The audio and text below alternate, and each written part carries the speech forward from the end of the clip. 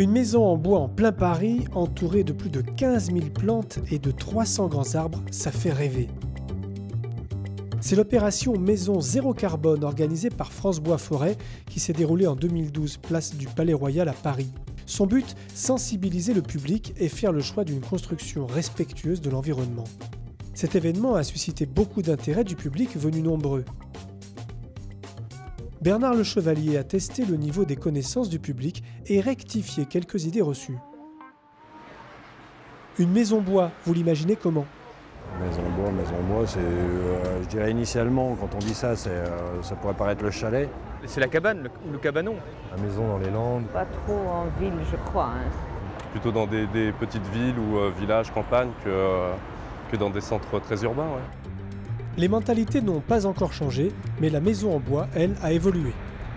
Aujourd'hui, l'architecture contemporaine s'est emparée de la construction bois. Beaucoup d'architectes font des bâtiments en bois. Beaucoup de maîtres d'ouvrage souhaitent avoir des bâtiments collectifs en bois et je crois que le bois est rentré tout à fait dans la créativité architecturale moderne et trouve aujourd'hui sa place au niveau de l'architecture contemporaine et on est vraiment loin du chalet traditionnel à la montagne. Donc la construction bois répond à énormément de possibilités, aussi bien au niveau urbain qu'à d'autres niveaux. Il est tout à fait adapté en particulier pour faire des extensions, de la redensification urbaine. C'est des chantiers propres, c'est des chantiers rapides. Et donc là, avec la construction bois, on a vraiment une possibilité tout à fait fantastique pour rentrer dans le monde contemporain. Construire en bois, est-ce écologique ? Oui. Oui. Je sais pas. Je suppose que oui. Si la coupe est égale à l'extraction et au replantage, oui, bien sûr. Construire en bois est certes écologique, mais pour une toute autre raison.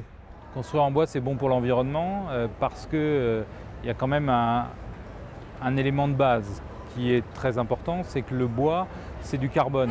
Donc si on coupe un bois à maturité pour en faire un matériau de construction, on stocke le carbone de façon durable.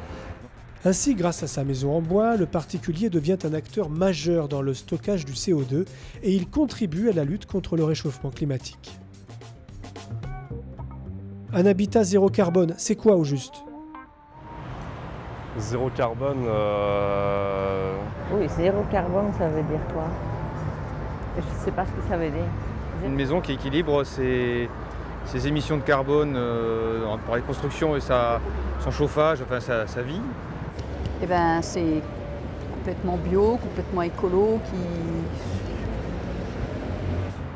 Un équilibre entre consommation et rejet. C'est presque ça, mais en fait, un habitat zéro carbone commence à réaliser des économies en CO2 bien avant l'arrivée du premier occupant. Habitat zéro carbone, c'est l'optimisation d'un certain nombre d'éléments en matière de fabrication. Donc il faut avoir des choix extrêmement logiques et des choix de proximité.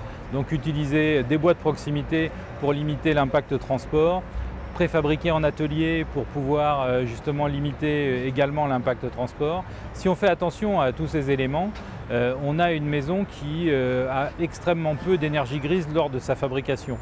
Et comme on utilise du bois éco-certifié PEFC, le carbone qui est stocké dans la structure est supérieur au carbone qui est dépensé au moment de la fabrication de la maison.